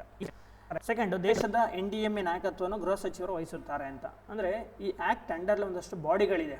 ಎಕ್ಸಾಂಪಲ್, ಈ ಆ್ಯಕ್ಟ್ ಅಂಡರಲ್ಲಿ ಸೊ NDMA ಅಂತಿದೆ, national disaster management authority, state disaster management authority, district disaster management authority. ಈ ಥರ 3 tier ಏನೋ ಇನ್ಸ್ಟಿಟ್ಯೂಷನ್ಗಳನ್ನ ಸ್ಥಾಪನೆ ಮಾಡಿದ್ದಾರೆ. ಓಕೆನಾ, ಸೊ ಅದರಲ್ಲಿ ಇಲ್ಲೇನು ಕ್ವಶನ್ ಕೇಳಿದ್ದಾರೆ, ದೇಶದ NDMA. ಸೊ ಇಲ್ಲಿ ಕನ್ಫ್ಯೂಸ್ ಆಗುತ್ತೆ, ಆ್ಯಕ್ಟ್ ಎಷ್ಟು NDMA, ಬಾಡಿ ಎಷ್ಟು NDMA. ಇದು ಆ್ಯಕ್ಟ್ ಹೇಳುವಾಗ ನೀವು ಆ್ಯಕ್ಟ್ ಹೇಳಬೇಕು, ನ್ಯಾಷನಲ್ ಡಿಸಾಸ್ಟರ್ ಮ್ಯಾನೇಜ್ಮೆಂಟ್ ಆ್ಯಕ್ಟ್ ಅಂತ ಹೇಳಬೇಕು. ಬಾಡಿ ಎಷ್ಟು ಹೇಳುವಾಗ ನ್ಯಾಷನಲ್ ಡಿಸಾಸ್ಟರ್ ಮ್ಯಾನೇಜ್ಮೆಂಟ್ ಅಥಾರಿಟಿ ಅಂತ ಹೇಳಬೇಕು. ಇದ್ರ ಚೇರ್ಮನ್ ಯಾರು ಅಂತ ಕೇಳಿದ್ದಾರೆ. ಓಕೆ, ಇದ್ರ ಚೇರ್ಮನ್ ಯಾರು? ಸೊ ಗೃಹ ಸಚಿವರನ್ನು ಕೊಟ್ಟಿದ್ದಾರೆ, ಗೃಹ ಸಚಿವರಲ್ಲ. ಮತ್ತು ಯಾರು? PM. ಮತ್ತು ಯಾವ ಥರ ಪೋಸ್ಟ್ ಇದು? ಎಕ್ಸ್ ಅಫಿಸಿಯೋ ಪೋಸ್ಟ್ ಅಂತ, ಪದನಿಮಿತ್ತ ಹುದ್ದೆ. ಓಕೆ, ಸೊ ಇದು ರಾಂಗ್ ಸ್ಟೇಟ್ಮೆಂಟು. ನೆಕ್ಸ್ಟ್, ಮೂರನೇ ನೋಡಿ, ಉಪಾಧ್ಯಕ್ಷರು ಸೇರಿ NDMA ಸದಸ್ಯರ ಸಂಖ್ಯೆ 9 ಮೀರುವಂತಿಲ್ಲ. ಇದು correct statement. So maximum members ಇರಬೇಕಾಗಿರೋದು ಇದರಲ್ಲಿ 9. ನೆಕ್ಸ್ಟು, NDMA ಸದಸ್ಯರ ಅಧಿಕಾರಾವಧಿ 5 ವರ್ಷ. ಕರೆಕ್ಟ್ ಇದೆ, 5 years. ರಾಷ್ಟ್ರೀಯ ವಿಪತ್ತು ಪ್ರತಿಕ್ರಿಯಾ ಪಡೆ, NDRF ಅಂತ ಬರ್ತದಲ್ವ, ನ್ಯಾಷನಲ್ ಡಿಸಾಸ್ಟರ್ ರೆಸ್ಪಾನ್ಸ್ ಫೋರ್ಸ್. ಇದು ಗೃಹ ಸಚಿವಾಲಯದ ಅಡಿಯಲ್ಲಿ ಕಾರ್ಯನಿರ್ವಹಿಸುತ್ತದೆ. So correct statement. ಹೌದು, ಹೋಮ್ ಮಿನಿಸ್ಟ್ರಿ ಅಂಡರ್ಲಿ ಬರೋದು ಇದು. ನೆಕ್ಸ್ಟು, ಕ್ಷಾಮ ಪರಿಸ್ಥಿತಿ ಬಿಟ್ಟು ಉಳಿದೆಲ್ಲ ನೈಸರ್ಗಿಕ ಅವಧಿಗಳಿಗೆ ಸಂಬಂಧಿಸಿದ ಚಟುವಟಿಕೆಗಳನ್ನು ಕೇಂದ್ರದಲ್ಲಿ ಯಾರು ನಿರ್ವಹಿಸ್ತಾರೆ? ನಿರ್ವಹಿಸೋದು ಯಾರು? ರಕ್ಷಣಾ ಸಚಿವಾಲಯ. ಅಂದರೆ ಡಿಸಾಸ್ಟರ್ ಸಂಬಂಧಪಟ್ಟಂಗೆ ರಕ್ಷಣಾ ಸಚಿವಾಲಯ ನಿರ್ವಹಿಸುತ್ತೆ ಇದನ್ನೆಲ್ಲ ಅಂತ ಕೊಟ್ಟಿದ್ದಾರೆ. ಬಟ್ ಇದು ರಾಂಗ್ ಸ್ಟೇಟ್ಮೆಂಟ್. ಯಾರು ಬರ್ತಾರೆ ಮತ್ತೆ ಇಲ್ಲಿ? ಹೋಮ್ ಮಿನಿಸ್ಟ್ರಿನೇ ಬರೋದು. ಡಿಫೆನ್ಸ್ ಬಿಕ್ಕಟ್ಗೆಲ್ಲ ಬರೋಕ್ಕಾಗತ್ತಾ? ಮತ್ತೆ ಅವರು ಡಿಫೆನ್ಸ್ ನೋಡ್ಕೋತಾರೆ. ಸೊ ಇಲ್ಲಿ ಹೋಮ್ ಮಿನಿಸ್ಟ್ರಿ ಬರುತ್ತೆ, ನಾಟ್ ಡಿಫೆನ್ಸ್. ಓಕೆನಾ, ಸೊ ಯಾವ್ದು ರೈಟ್ ಇಲ್ಲಿ? First one right. 1, 3, 4, 5 ರೈಟ್ ಇದೆ. 1, 3, 4, 5 ಎಲ್ಲಿದೆ? 1, 3, 4, 5 ಇಲ್ಲಿದೆ. 1, 3, 4, 5 ಇದು ಕರೆಕ್ಟ್ ಸ್ಟೇಟ್ಮೆಂಟ್. ಓಕೆನಾ, ನೀವು ಅಲ್ಲಿ ಟಿಕ್ ಮಾಡಿರೋದ್ರ ಕಡೆ ಗಮನ ಕೊಡಬೇಡಿ. ಓಕೆನಾ, ಕ್ವಶನ್ ಅಟೆಂಡ್ ಮಾಡಿರೋರು ಎಕ್ಸಾಮ್ನ ಟಿಕ್ ಮಾಡಿರೋದು ಸರಿ ಇರಲ್ಲ, ಸರಿನೂ ಇರಬಹುದು. ನೀವು ಇಲ್ಲಿ ಕ್ವಶನ್ ಅರ್ಥ ಮಾಡ್ಕೋಬೇಕು, ಎಷ್ಟು ಡಿಫಿಕಲ್ಟಾಗಿ ಬರ್ತಿದೆ ಕ್ವಶನ್ಗಳು. 20 ಕ್ವಶನ್ ಬಂದಿದೆ. ಓಕೆ, ಸೊ ಡಿಸೈಡಿಂಗ್ ಸಬ್ಜೆಕ್ಟ್ ಇದು. CTI ಈ ಸಬ್ಜೆಕ್ಟ್ ಎಕ್ಸ್ಪರ್ಟ್ ಆಗಿರೋರು ಮಾತ್ರ CTI ಆದವ್ರು. CTI ಆದರೆ ಫ್ರೆಂಡ್ಸ್ ನೆಕ್ಸ್ಟ್ ಪ್ರಮೋಷನ್ CTO ಆಗುತ್ತೆ. KS ಬರೆದಾಗಬೇಕಲ್ವ, ಅದು commercial tax officer, B grade job ಆಗುತ್ತೆ ಒಂದು ಪ್ರಮೋಷನ್ಗೆ. ಸೊ ಹಂಗಾಗಿ ಒಳ್ಳೆ ಜಾಬ್ ಇದು. ನೆಕ್ಸ್ಟ್ ಕ್ವಶನ್ ನೋಡಿ, ಅದಕ್ಕೆ ಎಷ್ಟೊಂದು ಡಿಫಿಕಲ್ಟಾಗಿ ಕೊಟ್ಟಿದ್ದಾನೆ. ನೆಕ್ಸ್ಟ್ ಕ್ವಶನ್ ನೋಡಿ, ಕರ್ನಾಟಕ ಪ್ರಸ್ಥಭೂಮಿ. ಇದು ಸಿಂಪಲ್ ಕ್ವಶನ್. ಇದು ಕರ್ನಾಟಕ ಪ್ರಸ್ಥಭೂಮಿ 2 ಪ್ರಾಕೃತಿಕ ವಿಭಾಗಗಳು. ಅಂದರೆ ಜಿಯೋಗ್ರಫಿಕಲ್ ಡಿವಿಷನ್ಸ್ ಏನು ಅಂತ ಕೇಳಿದ್ದಾನೆ, ಅಥವಾ ಫಿಸಿಯೋಗ್ರಫಿಕಲ್ ಡಿವಿಷನ್ಸ್ ಅಂತ ಕರೀತಾ ಇದ್ದಾನೆ. ಡಿವಿಷನ್ಸ್ ಆಫ್ ಕರ್ನಾಟಕ ಪ್ರಸ್ಥಭೂಮಿನಲ್ಲಿ 2 ಪ್ರಾಕೃತಿಕ ವಿಭಾಗಗಳು. ಸೊ ಇದು ನಿಮ್ಗೆ ಗೊತ್ತಿರುತ್ತೆ, ಕರ್ನಾಟಕ ಜಿಯೋಗ್ರಫಿ ಫಸ್ಟ್ ಚಾಪ್ಟ್ರೆ ಫಿಸಿಕಲ್ ಡಿವಿಷನ್ಸ್ ಆಫ್ ಕರ್ನಾಟಕ ಅಲ್ವಾ. ಸೊ ಇದೇ ಆನ್ಸರು, ಮಲೆನಾಡು ಮತ್ತು ನೋಡಿ ಕರ್ನಾಟಕವನ್ನು 3 ಭೌಗೋಳಿಕ ಪ್ರದೇಶಗಳಾಗಿ ಡಿವೈಡ್ ಮಾಡಿದ್ದಾರೆ. ಒಂದು ಕರಾವಳಿ, ಎರಡನೇದು ಇದೇನೆ ಮಲೆನಾಡು. ಮಲೆನಾಡು ಅಂದರೆ ಯಾವ್ದು ಹೇಳಿ? ಮಲೆನಾಡು ಪಶ್ಚಿಮ ಘಟ್ಟ ಶ್ರೇಣಿ. ಓಕೆ. ಮೂರನೇದು ಮೈದಾನ್ ರೀಜನ್, ಮೈದಾನ್ ಅಂತ ಇಂಗ್ಲೀಷಲ್ಲೂ ಹಾಗೇನೆ ಮೈದಾನ ಅಂತಲೇ ಕರಿಬೇಕು, ಮೈದಾನ ಪ್ರದೇಶ. ಇವು 3 ಭೌಗೋಳಿಕ ವಲಯಗಳಾಗಿ ಡಿವೈಡ್ ಮಾಡಿದ್ದಾರೆ. ಈ ಮೈದಾನ ಪ್ರದೇಶವನ್ನೇ ಮತ್ತೆ ಉತ್ತರ ದಕ್ಷಿಣ ಅಂತ 2 ರೀತಿಯೂ ಮಾಡ್ಕೊಂಡಿದ್ದಾರೆ. ಓಕೆ, ಮತ್ತೆ ಉತ್ತರ ದಕ್ಷಿಣ, north and south. South maidan, north maidan ಅಂತ. ಬಟ್ ಇವು 3 ಮೇನ್ ಡಿವಿಷನ್ಸು 3.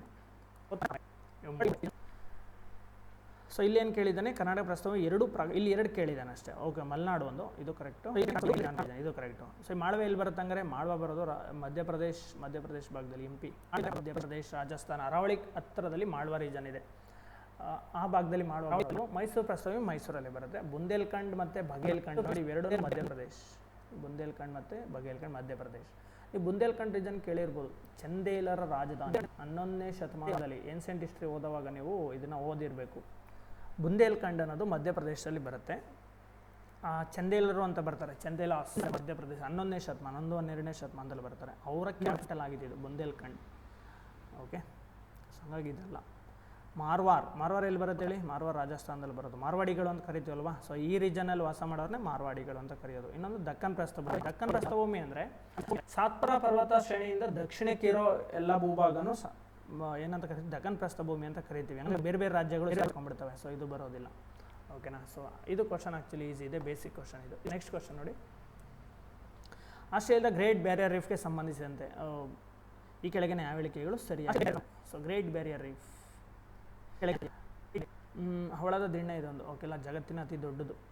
ನೀವು ಕೋರಲ್ ರೀಫ್ಸ್ ಬಗ್ಗೆ ಓದಿದಾಗ ಇದು ಗೊತ್ತಿರಲೇಬೇಕು. ಹಾಗಾಗಿ ಇದನ್ನು ಈಸಿ ಕ್ವಶನ್ ಅಂತಲೇ ಕರಿಬೋದು. ಇದೇನು ಅಂತ ಬಟ್ 1-2 ಸ್ಟೇಟ್ಮೆಂಟ್ ಡಿಫಿಕಲ್ಟ್ ಇದೆ ಅಷ್ಟೇ. ಫಸ್ಟ್ ಸ್ಟೇಟ್ಮೆಂಟ್, ಇದು ಆಸ್ಟ್ರೇಲಿಯಾದ ಈಶಾನ್ಯ ದಿಕ್ಕಿನಲ್ಲಿದೆ. ನೋಡಿ, ಫಸ್ಟು FD-ನಲ್ಲಿ ಸಿ ಗ್ರೂಪಲ್ಲಿ ಇದೊಂದೇ ಕ್ವಶನ್ ಕೊಟ್ಟಿದ್ದ, ಇದು ಎಲ್ಲಿದೆ ಅಂತ. ಅಂದರೆ ಗ್ರೇಟ್ ಬ್ಯಾರಿಯರ್ ರೀಫ್ ಆಸ್ಟ್ರೇಲಿಯಾದ ಯಾವ ದಿಕ್ಕಿನಲ್ಲಿದೆ, ಇದೊಂದೇ ಕ್ವಶನ್ ಕೇಳ್ತಿದ್ದ. ಸೊ ಮತ್ತೆ ಕೇಳಿ ಬೇಜಾರಾಯ್ತಲ್ಲ. ಈಗ ನೋಡಿ ಕ್ವಶನ್ ಯಾವ ಥರ ಅಪ್ಡೇಟ್ ಆಗಿದೆ ಅಂತ. ಇದು ಆಸ್ಟ್ರೇಲಿಯಾದ ಈಶಾನ್ಯ ದಿಕ್ಕಿನಲ್ಲಿದೆ, ನಾರ್ತ್ ಈಸ್ಟ್ ಅಲ್ವಾ? ನಾರ್ತ್ ಈಸ್ಟಲ್ಲಿದೆ. ಕರೆಕ್ಟ್ ಸ್ಟೇಟ್ಮೆಂಟ್ ಇದು.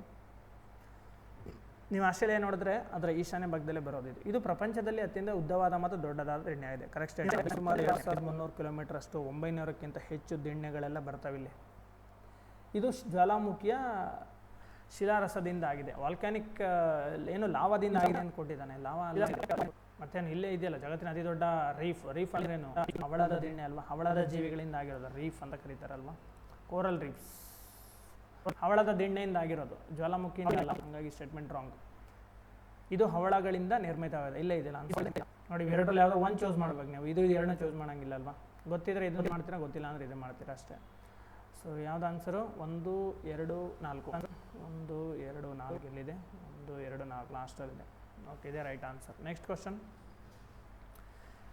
ನೈಸರ್ಗಿಕ ಕೃಷಿಯ ಶೂನ್ಯ ಅಯವ್ಯಯ. ಆ್ಯಕ್ಚುಲಿ ಸರಿಯಾಗಿ ಕೊಟ್ಟಿಲ್ಲ ಇದು. ಇದೇನಂದರೆ 0 ಬಜೆಟ್ ನ್ಯಾಚುರಲ್ ಫಾರ್ಮಿಂಗ್ ಅಂತ. ಶೂನ್ಯ ಬಂಡವಾಳ ನೈಸರ್ಗಿಕ ಕೃಷಿ ಅಂತ ಕೊಡಬೇಕು ನಾವು. ಏನಂತ? ವೆರಿ ಇಂಪಾರ್ಟೆಂಟ್ ಕಾನ್ಸೆಪ್ಟ್ ಇದು, ವೆರಿ ಇಂಪಾರ್ಟೆಂಟ್ ಕಾನ್ಸೆಪ್ಟು.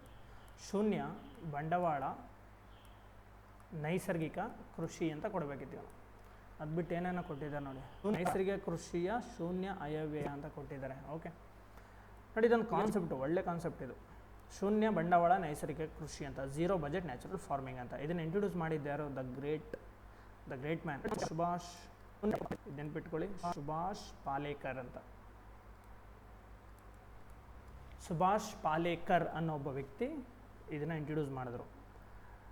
ಇದರಲ್ಲಿ ಆ್ಯಕ್ಚುಲಿ 4 ಪಿಲ್ಲರ್ಗಳು ಇದ್ದಾವೆ. ಪಿಲ್ಲರ್ಸ್ ಅಂತ ಕರೀತಾರೆ ಇದನ್ನು. ಏನದು? ಜೀವಾಮೃತ. ಇದ್ರ ಬಗ್ಗೆ ಓದಿದಾಗ ನಿಮ್ಗೆ ಗೊತ್ತಾಗುತ್ತಿದೆಲ್ಲ. ಜೀವಾಮೃತ, ಎರಡನೇದು ಬೀಜಾಮೃತ, ನೆಕ್ಸ್ಟು ಮಲ್ಚಿಂಗ್ ಅಂತ ಕರೀತಾರೆ ಇದನ್ನು. ಮಲ್ಚಿಂಗ್ ಅಂದರೆ ಸಾವಯವ ಹೊದಿಕೆ ಅಂತ ಕರೀಬೋದು ಕನ್ನಡದಲ್ಲಿ. ಸಾವಯವ ಹೊದಿಕೆ ಅಂತ. ಮಲ್ಚಿಂಗ್ ಅಂದರೆ ಸಾವಯವ ಹೊದಿಕೆ ಅಂತ. ಓಕೆ, ಇನ್ನೊಂದು ವಾಪಾಸ. ಇದು 4 ಪಿಲ್ಲರು. ಯಾವುದ್ರದ್ದು? ಸುಭಾಷ್ ಪಾಲೇಕರ್ ಅವರು ಇಂಟ್ರೊಡ್ಯೂಸ್ ಮಾಡಿರುವಂಥ 0 ಬಜೆಟ್ ನ್ಯಾಚುರಲ್ ಫಾರ್ಮಿಂದ 4 ಪಿಲ್ಲರ್ ಯಾವುದು ಅಂದರೆ ಜೀವಾಮೃತ, ಬೀಜಾಮೃತ, ಮಲ್ಚಿಂಗ್ ಅಂದರೆ ಸಾವಯವ ಹೊದಿಕೆ, ವಾಪಾಸ ಅಂತ 4 ಪಿಲ್ಲರ್ಸ್ ಇದೆ. ಅದ್ರ ಮೇಲೆ ನಿಂತಿರೋದು ಇದು 0 ಬಜೆಟ್ ನ್ಯಾಚುರಲ್ ಫಾರ್ಮಿಂಗ್. ಇದು ಏನಕ್ಕೆ ಸಂಬಂಧಪಟ್ಟಿದೆ ಅಂತ ಕೇಳಿದ್ದಾರೆ ಇಲ್ಲಿ. ಇದರ ಮುಖ್ಯ ಉದ್ದೇಶ ಏನು, ಅದರ ಆಬ್ಜೆಕ್ಟಿವ್ ಏನಂತ ಕೇಳಿದ್ದಾರೆ. ಸೊ ಕೃಷಿ ಉತ್ಪನ್ನವನ್ನು ಹೆಚ್ಚು ಮಾಡೋದ. ನೋಡೋಕ್ಕೆಲ್ಲ ಒಂದೇ ಥರ ಇದೆ, ಬಟ್ ಇದರ ಎಕ್ಸಾಕ್ಟ್ ಉದ್ದೇಶ ಇದೆಲ್ಲ ಸಂಬಂಧಪಡುತ್ತೆ ಬಟ್ ಡೈರೆಕ್ಟ್ ಆಗಲ್ಲ, ಅದಕ್ಕಿಂತ ಬೇರೆ ಆನ್ಸರ್ ಇದೆ ಇಲ್ಲಿ. ಸೊ ಇದು ಪ್ರೈಮರಿ ಆಬ್ಜೆಕ್ಟಿವ್ ಏನಂದರೆ ರಾಸಾಯನಿಕ ಕೀಟನಾಶಕಗಳನ್ನ ನಿರ್ಮೂಲನೆ ಮಾಡೋದು ಮತ್ತು ಉತ್ತಮ ಅಂದರೆ ಗುಡ್ ಅಗ್ರಿಕಲ್ಚರ್ ಪ್ರಾಕ್ಟೀಸ್ನ ಪ್ರಾಕ್ಟೀಸ್ ಮಾಡಿಸೋದು ರೈತರಿಗೆ ಅಂತ. ಓಕೆ, ರಾಸಾಯನಿಕಗಳ ಬಳಸ್ತಾನೆ ಝೀರೋ ಬಜೆಟು, ₹1 ಬಂಡವಾಳ ಇಲ್ದೇ ನ್ಯಾಚುರಲ್ ಆಗಿ ಬಳಸೋದು. ಓಕೆ, ಇದರಲ್ಲಿ ಫಸಲು ಕಡಿಮೆ ಇರ್ತದೆ ಬಟ್ ಮಣ್ಣಿನ ಸಂರಕ್ಷಣೆ, ಪರಿಸರ ಸಂರಕ್ಷಣೆ ಎಲ್ಲ ಆಗುತ್ತೆ. ಓಕೆ, ಸೊ ಆ ಒಂದು ಕಾನ್ಸೆಪ್ಟ್ ಇದು. ಸೊ ಇದು ಚೆನ್ನಾಗಿದೆ ಕ್ವಶನ್ ಇದು. ನೆಕ್ಸ್ಟ್ ಕ್ವಶನ್ ನೋಡಿ, ಮಣ್ಣಿನ ಸಾವಯವ ಮತ್ತು ಮೇಲ್ಮೈ ನಿಕ್ಷಾಲನ ಪದರವನ್ನು ಡ್ಯಾಶ್ ಎನ್ನುತ್ತಾರೆ ಕೊಟ್ಟಿದ್ದಾರೆ. ಕನ್ನಡದಲ್ಲಿ ಅರ್ಥನೂ ಆಗಲ್ಲ ಆ್ಯಕ್ಚುಲಿ ಇದು ಹೋದರೆ.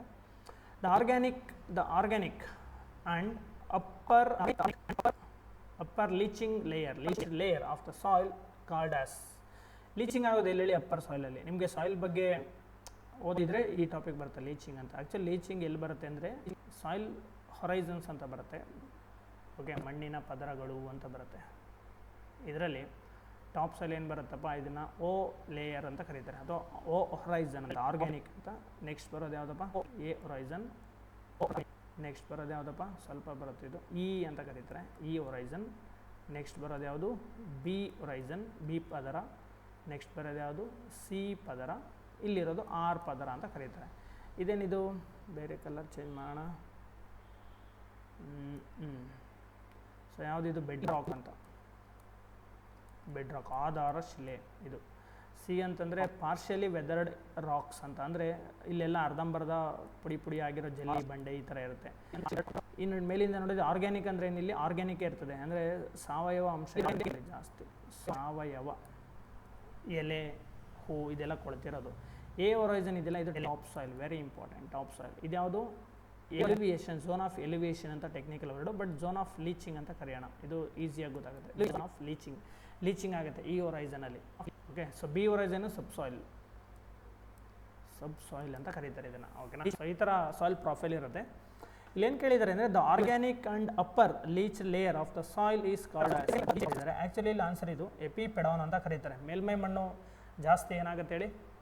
ಲೀಚ್, ಮಣ್ಣಲ್ಲಿ ನೀರಿನಲ್ಲಿ, ಮಳೆ ನೀರಿನಲ್ಲಿ ಕರಗಿ ಆ ಪೋಷಕಾಂಶಗಳೆಲ್ಲ ಕೆಳಗಡೆ ಔಟ್ ಆಗುತ್ತಲ್ವಾ, ಸೊ ಅದು ಲೀಚ್ ಅಂತ ಕರೆಯೋದು. ಸೊ ಆರ್ಗ್ಯಾನಿಕ್ ಲೇಯರ್ ಅಂದರೆ ಆರ್ಗ್ಯಾನಿಕ್ ಅಂಶ ಮೇಲೆ ಇರುತ್ತೆ ಟಾಪ್ ಸಾಯಿಲಲ್ಲಿ. ಸೊ ಹಾಗಾಗಿ ಇದು ಆನ್ಸರ್ ಇದಕ್ಕೆ. ಓಕೆನಾ?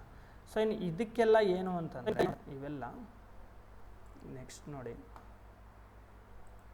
ಇಲ್ಲಿ ಆನ್ಸರ್ ಇದೆ.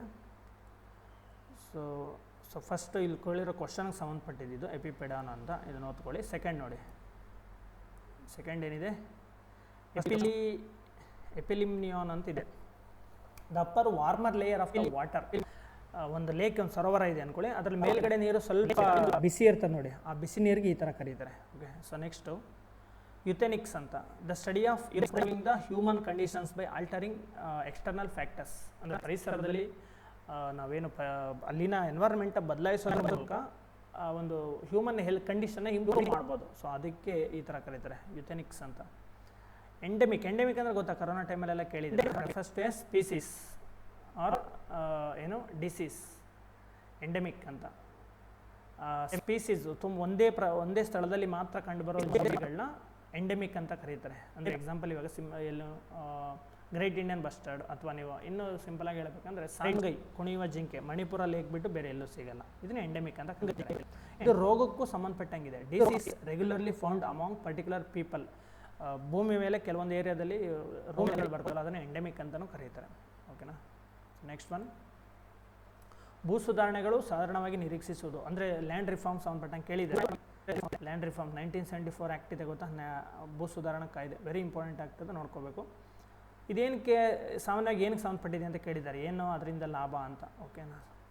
ಸೊ ಇದನ್ನು ಜನರಲ್ ಸ್ಟೇಟ್ಮೆಂಟ್ ತುಂಬ ಏನು ಡಿಫಿಕಲ್ಟ್ ಇಲ್ಲ, ಸ್ಪೆಸಿಫಿಕ್ ಆಗಿಲ್ಲ, ನೀವು ಆನ್ಸರ್ ಮಾಡ್ಕೋಬೋದು. ಇದು ಓದಿಲ್ಲ ಅಂದರೂ ಮಾಡ್ಬೋದು. ಕೃಷಿ ಸಂಬಂಧಿತ ಫಲದಾಯಕತೆಯನ್ನು ಉತ್ತಮಪಡಿಸುವುದು, ಅಂದರೆ ಇನ್ಕಮ್ ಚೆನ್ನಾಗಿ ಬರೋ ಥರ ಮಾಡೋದು ಅಂತ. ಜನರಲಿ ಇದು ರೈಟ್ ಆನ್ಸರ್. ಸುಮ್ಮನೆ ಭೂ ಸುಧಾರಣೆ ತರ್ತಾರ, ಇಷ್ಟೆಲ್ಲ ಇಲ್ಲದೆ. ಸಾಮಾಜಿಕ ಸಮಾನತೆ, ಹೌದು, ಸಾಮಾಜಿಕ ಸಮಾನತೆ ಬರುತ್ತೆ. ಭೂಮಿನ ಕರೆಕ್ಟಾಗಿ ಹಂಚಿಕೆ ಮಾಡೋದ್ರಿಂದ ನ್ಯಾಯಯುತವಾಗಿ ಸಮಾಜದ ಎಲ್ಲ ವರ್ಗದ ಒಂದು ಅಗ್ರಿಕಲ್ಚರ್ ಮಾಡಿಕೊಂಡು ಅದರಿಂದ ಇನ್ಕಮ್ನ ಪಡ್ಕೊಂಡು ಸಾಮಾಜಿಕ ಸಮಾನತೆ, ಸೋಷಿಯಲ್ ಜಸ್ಟಿಸ್ನ ತೊಗೋಬೋದು ಅಂತ. ಓಕೆ, ಸೊ ಆನ್ಸರ್ ಯಾವುದಿಲ್ಲ? ಆನ್ಸರ್ ಎರಡೂ ರೈಟ್. ಜನರಲ್ ಸ್ಟೇಟ್ಮೆಂಟ್ ಇದು ತುಂಬ ಏನು ಡಿಫಿಕಲ್ಟ್ ಇಲ್ಲ. 4ನೇದಲ್ಲ, 3ನೇದು ಆನ್ಸರು. ಓಕೆ, 1 ಮತ್ತು 2 ಸರಿ. ನೆಕ್ಸ್ಟ್ ಕ್ವಶನ್ಗೆ ಹೋಗೋಣ. ವಿಜಯಪುರ ಆಲಮಟ್ಟಿ ಡ್ಯಾಮನ್ನು ಈ ಕೆಳಗಿನ ಹೆಸರಿಂದ ಕರೆಯಲಾಗುತ್ತದೆ. ಸೊ ಇದು ನಿಮ್ಗೆ ಗೊತ್ತಿದೆ ಆಲ್ರೆಡಿ. ಆ್ಯಕ್ಚುಲಿ ಜಿಯೋಗ್ರಫಿ ಸ್ವಲ್ಪ ಎನ್ವೈರನ್ಮೆಂಟ್ಗೆ ಲಿಂಕ್ ಆಗುತ್ತೆ, ಅಗ್ರಿಕಲ್ಚರ್ ಎಲ್ಲ ಬರುತ್ತಲ್ಲ, ಹಾಗಾಗಿ ತೊಗೊಂಡೆ. ಸರ್ದಾರ್ ವಲ್ಲಭಭಾಯ್ ಏನು ಅಲ್ಲ, ಲಾಲ್ ಬಹದ್ದೂರ್ ಶಾಸ್ತ್ರಿ ಡ್ಯಾಮ್ ಅಂತ ಕರೀತಾರೆ ಇದನ್ನು. ಓಕೆ, ಯಾವ ನದಿಗೆ ಕಟ್ಟಿರೋ ಡ್ಯಾಮ್ ಇದು? ಕೃಷ್ಣಾ ನದಿ ಡ್ಯಾಮ್ಗೆ ಬಿಜಾಪುರದ ಬಳಿ ಅಣೆಕಟ್ಟನ್ನು ಕಟ್ಟಿದ್ದಾರಲ್ವಾ. ಸೊ ಅದೇ ಆನ್ಸರ್, ಇದು ಸಿಂಪಲ್ ಆಗಿದೆ. ನೆಕ್ಸ್ಟ್ ಕ್ವಶನ್, ಮಾಂಟ್ರಿಯಲ್ ಪ್ರೋಟೋಕಾಲ್ ಈ ಕೆಳಗಿನ ಯಾವುದಕ್ಕೆ ಸಂಬಂಧಿಸಿದೆ? Very important. 1987 ನಡೆದಿದ್ದು ಮಾಂಟ್ರಿಯಲ್ ಪ್ರೋಟೋಕಾಲ್ ಇದೆಯಲ್ಲ, 1987 ನಡೆಯಿತು. ಮಾಂಟ್ರಿಯಲ್ ಅನ್ನೋದೊಂದು city which is located in Canada. Okay, ಕೆನಡಾದಲ್ಲಿ ಕರಾವಳಿಯಲ್ಲಿರುವಂಥ ಒಂದು ಸಿಟಿ ಇದು. ಅಲ್ಲಿ ಮಾಂಟ್ರಿಯಲ್ ಅಂತ ಸಿಟಿ ಹೆಸರೇ ಮಾಂಟ್ರಿಯಲ್ ಅಂತ. ಅಲ್ಲಿ ಪ್ರೋಟೋಕಾಲ್ ನಡೆಯಿತು, ಅದಕ್ಕೆ ಮಾಂಟ್ರಿಯಲ್ ಪ್ರೋಟೋಕಾಲ್ ಅಂತ ಕರೀತಾರೆ. ಪ್ರೋಟೋಕಾಲ್ ಅಂದರೆ ಕನ್ನಡದಲ್ಲಿ ಶಿಷ್ಟಾಚಾರ ಅಂತ. ಇದು ಏನಕ್ಕೆ ಸಂಬಂಧಪಟ್ಟಿದೆ ಅಂತ ಕೇಳಿದ್ದಾರೆ. ಇದು ಸಂಬಂಧಪಟ್ಟಿರೋದು ಓಝೋನ್ಗೆ ಸಂಬಂಧಪಟ್ಟಂತೆ ಓಝೋನ್ ಲೇಯರ್. ಇದಕ್ಕೆ ಸಂಬಂಧಪಟ್ಟಂತೆ 3 ಕನ್ವೆನ್ಷನ್ಗಳಿದೆ ಫ್ರೆಂಡ್ಸ್, ಪ್ರಮುಖವಾಗಿರೋದು. ಯಾವುದು ಅಂದರೆ ಫಸ್ಟ್ ಒಂದು ವಿಯೆನ್ನಾ ಅಂತ, ವಿಯೆನ್ನಾ ಕಾನ್ಫರೆನ್ಸ್ 1985. ಇದಕ್ಕೆ ಬಂದಂಥ ಫಸ್ಟ್ ಪ್ರೋಟೋಕಾಲೇ ಮಾಂಟ್ರಿಯಲ್ ನಡೀತು, ಅದಕ್ಕೆ ಮಾಂಟ್ರಿಯಲ್ ಪ್ರೋಟೋಕಾಲ್ ಅಂತ ಕರೀತಾರೆ. ಇದು 1987 ನಡೀತು. ಜಾರಿಗೆ ಬಂದಿದೆ ಯಾವಾಗ? 89. Very important. Next Kigali amendment, Kigali ತಿದ್ದುಪಡಿ. ಇದು ಯಾವಾಗ ನಡೀತು? 2015. 2016 ನಡೀತೆ. 19 ಜಾರಿಗೆ ಬರುತ್ತೆ. ಇದು 19 ಜಾರಿಗೆ ಬರುತ್ತೆ. Okay, so Montreal protocol very important. ಅಂದರೆ ವಿಶ್ವಸಂಸ್ಥೆಯ ಎಲ್ಲ ದೇಶಗಳು ಅಂಗೀಕರಿಸಿರುವ ಏಕೈಕ ಒಪ್ಪಂದ ಇದು. ಓಕೆನಾ, ಏನು? ಓಝೋನ್ ಲೇಯರ್ನ ಸಂರಕ್ಷಣೆ ಮಾಡಬೇಕಂತ. ಇಲ್ಲೊಂದು ಕಾನ್ಸೆಪ್ಟ್ ಇಂಟ್ರೊಡ್ಯೂಸ್ ಆಗುತ್ತೆ, ನೆನ್ಪಿಟ್ಕೊಳ್ಳಿ ಅದನ್ನು. ODS ಅನ್ನೋ ಕಾನ್ಸೆಪ್ಟು. ODS ನಿಮಗೆ ನಿನ್ನೆ ಕ್ಲಾಸಲ್ಲಿ ಹೇಳಿದೆ ಅನಿಸುತ್ತೆ. ODS, ozone depleting ಸಬ್ಸ್ಟ್ಯಾನ್ಸಸ್. ಇದು FDA ಕ್ವಶನ್ ಆ್ಯಕ್ಚುಲಿ. ಇದು ODS ಎಲ್ಲಿ ಇಂಟ್ರೊಡ್ಯೂಸ್ ಆಯಿತು ಅಂತ. ಓಝೋನ್ ಅನ್ನು ಕ್ಷೀಣಿಸುವ ಪದಾರ್ಥಗಳು ಎಲ್ಲಿ ಪರಿಚಯಿಸಲ್ಪಡ್ತು ಅಂದರೆ ಇಲ್ಲೇನೆ ಮಾಂಟ್ರಿಯಲ್ ಪ್ರೋಟೋಕಾಲ್ನೇ ಇಂಟ್ರೊಡ್ಯೂಸ್ ಆಗಿದ್ದು. ಓಕೆ, ಸೊ ಇಲ್ಲಿ ಆನ್ಸರ್ ಓಝೋನ್. ನೆಕ್ಸ್ಟ್ ಕ್ವಶನ್ ನೋಡಿ,